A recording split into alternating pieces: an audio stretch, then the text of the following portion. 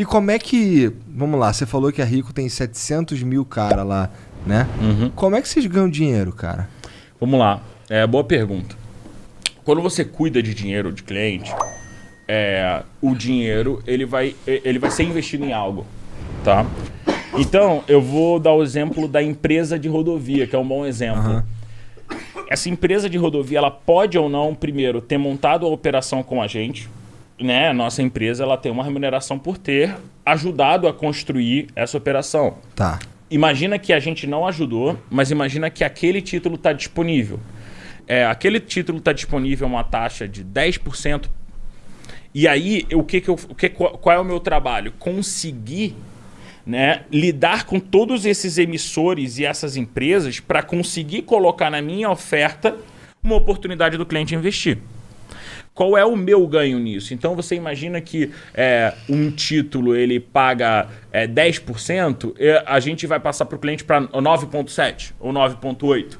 Então, toda vez que tem uma transação... aí vale a pena? Não, é porque assim, você tem que pensar que do nosso lado é esse pouquinho para várias pessoas ao longo do tempo, para vários clientes que estão há muitos anos com a gente. Então é um negócio super rentável, porque você o que você tenta construir é uma perpetuidade. Quando você vai criando esses movimentos do cliente ao longo da vida dele, é óbvio que é um negócio super rentável e de pouco risco, porque eu não estou emprestando dinheiro para cliente. O cliente está investindo o dinheiro dele. Então, no final do dia, minha responsabilidade é administrar aquilo, cuidar aquilo da melhor forma. E toda vez que ele tem uma intermediação, e tem produtos que vão ser gratuitos, produtos não gratuitos, então se você investe no fundo de investimento, você vai pagar 1% de taxa de administração, 0,5% de taxa de administração, você vai pagar uma parte para o cara que está tocando aquele fundo, que toca aquela galera toda, e uma parte para a empresa que fez com que aquele fundo parasse, né, no teu app.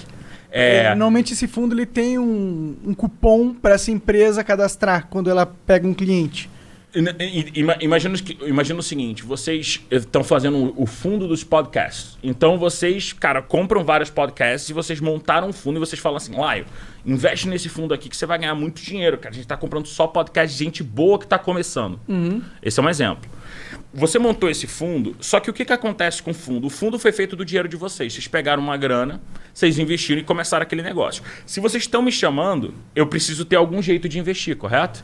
Então você faz um fundo de investimento e você ganha dinheiro por isso. Porque vocês têm que ganhar dinheiro por administrar esse dinheiro, concorda? Concordo. O cara estudou a vida inteira, tem um time de economia e etc. para conseguir acertar os calls lá dele.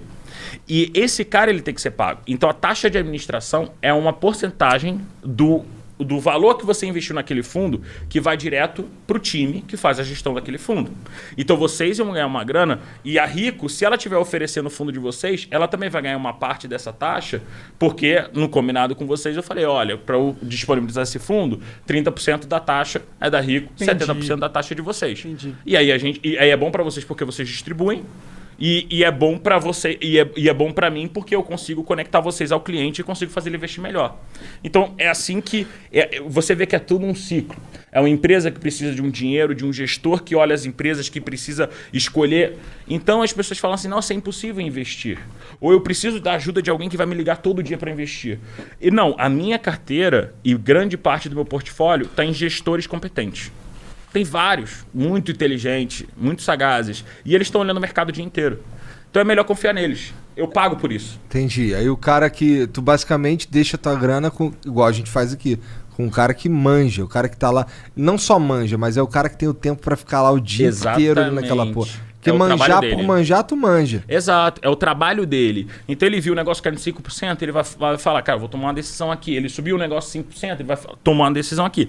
No meu caso, imagina eu, 2 horas da tarde, tem uma reunião, a gente precisa fazer um projeto e aí caiu tal coisa e eu paro ali pra... Você não consegue. Não tem como, eu tenho que focar no trabalho. Aí você paga esse cara.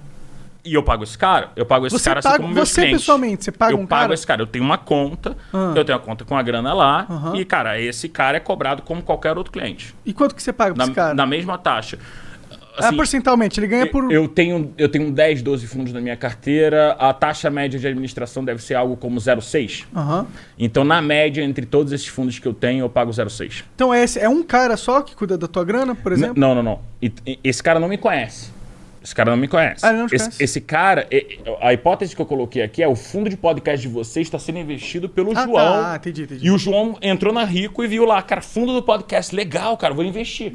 Então o João, ele tá confiando que vocês vão cuidar bem do dinheiro dele como gestores. Entendi. Que é um negócio diferente de eu falar assim, olha, eu sou um representante aqui da Rico e eu vou montar a tua carteira. É completamente diferente. O trabalho do cara lá, ele tem uma filosofia de investimentos, ele tem uma crença e ele tá cuidando do fundo, não da tua carteira. Pode crer. E você, pessoalmente, o que você faz? Você tem onde tá quem investe seu dinheiro? Cara, eu invisto meu dinheiro, até aquela crença que eu tenho, né, que eu expliquei um pouco para vocês aqui, é um pouco uma crença. Eu não gosto de nada que eu tenho que ficar falando muito com as pessoas, assim, do tipo, falando muito com as pessoas, do tipo, um negócio de serviço que me liga toda semana. Para mim não funciona, tá? Eu acho que essa coisa de investir, é óbvio que eu tive uma experiência dentro de uma empresa de investimento e você aprende muito mais rápido do que você aprende consumindo informação fora. O meu ponto é, como eu não tenho tempo e como o meu psicológico ele tá trabalhando, ele tá focado em outras coisas e não no mercado, no dia a dia, no TIC, para mim compensa muito mais investir em fundo de investimento. Então a gente falou de renda fixa aqui. Eu confio em gestores de renda fixa para cuidar da minha renda fixa. Então, eu confio em gestores de BDR para confiar nas minhas BDRs. Eu confio em gestores de um fundo gringo para investir, cara, na gringa. Então, a minha cabeça é assim, muito melhor fazer através desses caras. Então, eu conheço a filosofia do cara, eu conheço o cara, eu acredito nele, eu perco tempo fazendo isso. Entendi. Conhecendo esses caras. Entendendo esses caras principalmente. Onde você vai atrás desses caras? Eles estão muito próximos a gente. Assim, a gente tem mais de 400 fundos listados na nossa plataforma e para cada um desses fundos, e esses 400 e tantos fundos devem ter 70, 90 gestores. E esses 90 gestores se relacionam com a gente quase que semanalmente, né? Para a gente acompanhar como é que está o fundo do cara, se está dando dinheiro, se não está, se o cara está fazendo risco adequadamente. Então, lá dentro, você consegue muita proximidade. Mas eu também pergunto para muita gente inteligente. É natural que você vá perguntando assim, olha, você conhece gestor tal? Não, eu conheço. Não, acho o cara incrível por causa disso e disso e daquilo. Ah, tá. Então, você vai tentando entender. Ou você vai lendo os livros, tem muito... O Florian... ou você vai lendo artigos, o Luiz Stuberg da Verde, são caras assim incríveis. Assim, recomendo que vocês chamem uma vez um aqui, que vocês vão ver que é um trabalho incrível. E esses caras, eles tentam transformar isso numa coisa mais simples. Olha, tem aqui um produto que você investe, você vai investir como eu, um gênio dos investimentos. Entendi. Então você tem vários fundos que você investe, você conhece esses caras pessoalmente. E aí é por isso que você confia. Você indica isso para a maioria das pessoas ou só para quem mexe com muita grana? Não é para quem mexe com muita grana, tá? Esses fundos têm mínimo de R$100, R$500. Inclusive, o que a gente constrói? Vou te dar um exemplo do que a gente constrói que é bem legal. A gente tem um fundo chamado DNA, tá? Ele é um conjunto de 7 fundos. A gente estava falando aqui do perfil, tem 60... Imagina o seguinte... Eu olhei e você fez um questionário contigo. E eu vou te perguntar coisas do teu cotidiano. Ah, cara, se o carro estivesse aqui, você atravessaria a rua ou não? E etc. Caralho. E eu vou fazer um mind mapping. Eu vou tentar entender quem é você e vou falar assim... psicotécnico. Eu vou entender como você reage, como você socialmente reage. Assim, você é um cara consumista, você é consumista por hábito ou você é consumista porque você quer ver os outros te vendo com um carrão? Então tem certos aspectos que interferem na forma como você lida com dinheiro. Depois que você faz isso, a gente faz assim, cara, o melhor fundo para você é o fundo Brave. Então assim, a gente tem um fundo lá, bravo, né? Bum. Esse fundo é para pessoas que são mais arriscadas. Elas tomam mais risco. Elas ainda estão criando dinheiro. Elas não têm tanto problema em assumir risco. E eu vou te falar, cara, compra o DNA Brave. E você vai em um botão comprar nesse fundo. Então, o que é o DNA? O DNA é uma seleção dos top gestores. Então a gente falou o seguinte, olha, esse é o Laio conhece esses caras, o Laio tá próximo, o Laio tá dentro do mercado. Aí o Laio sabe quais são 7, 8 gestores. A gente pegou lá os 7, 8 gestores que a gente gosta pra caramba, procurou eles e falou, olha, eu quero montar um produto, cara, que tenha vários DNAs dependendo do perfil da pessoa. E eu vou recomendar um DNA que já vai estar diversificado nesses melhores gestores. Então... quando eu olho a ótica do problema, né, existe um perfil de investidores que são os que a gente chama ou entende que eles são muito fáceis, eles se influenciam no processo de decisão, então eles eles delegam. Eles falam assim, cara, delega para mim. Quando eu vejo que o cliente tem esse comportamento, eu faço essa pesquisa com eles. E aí eu já vou com a receita do bolo. Então eu pergunto para ele, olha só, você quer que eu te dê uma sugestão, cara? Vai nesse DNA aqui, defense. Porque você no final do dia é um cara muito conservador. E você tem um dinheiro, cara, que você pode precisar de alguma coisa no hospital, é melhor você ter um defense. Esse DNA Defense já tem tudo lá dentro, com vários gestores de renda fixa, de investimentos mais seguros, com perspectiva de ganho menor do que o Brave, que eu acabei de comentar.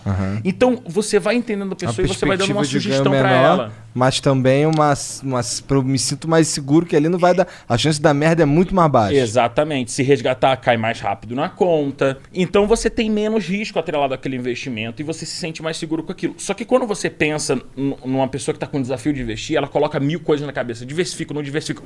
Essa é a nossa solução, que já está diversificada, que tem os gestores que a gente realmente acredita, faz um trabalho consistente há muito tempo. E a gente desenha isso... Cara, a gente fez... teve o dia do sorvete algum dia desse, né? E a gente mandou um monte de sorvete para casa do cliente, né? Aí a gente fez essa campanha e, cara, literalmente a gente mandou um sorvete do DNA para pessoas que tinham esse perfil, não tinham tomado a coragem da gente investir. A gente fez uma caixinha do DNA como um sorvete. E aí a gente usou os sabores do sorvete. Aquele cara que vai no fácil, né? O cara que vai no Chicabon e o cara que toma o risco e vai no, sei lá, não sei o que com flor de sal, entendeu? Sei lá, com tangerina com não sei o que. Aí a gente consegue criar essas analogias e as pessoas se conectam com isso. Então a gente sabe que se a gente ficar falando um monte de palavra em inglês complicada, as pessoas elas vão olhar para aquilo e falar assim, ah, não, isso é para quem é especialista. A nossa cabeça é assim, cara, como é que eu crio a melhor tradução do mundo desse negócio aqui para esse cliente?